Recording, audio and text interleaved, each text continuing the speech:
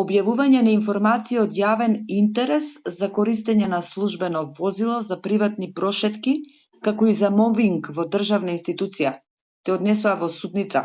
Всушност одговараш за граѓанска или се бара од тебе граѓанска одговорност за клевета и надомест на нематеријална штета од 2000 евра. Зашто? И дали треба да се соочи со лицето на правдата?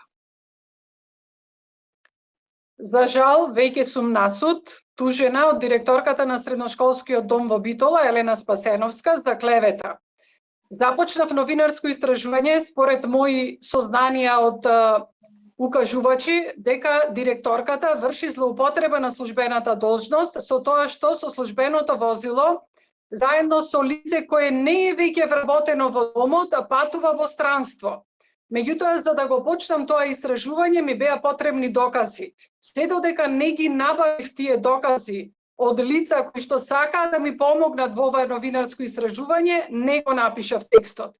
Добив докази дека во многу наврати во 2023 година директорката Елена Спасеновска и поранешниот секретар на домот ја преминале државната граница и на Ќафасан и на Табановци со службеното возило, и во неколку случаи дури и лицето што не е вработено во домот го возило службеното возило, што е секако кршење на законите. Приказната ја отворив и за среќа по моето новинарско истражување Ојо Битола по 20 дена од пишувањето на низата на текстови отвори истрага и по 5 месеци истрага истражителите поднесоа 4 кривични пријави против директорката, дури за работи кои што јас воопшто ги немав во истражувањето.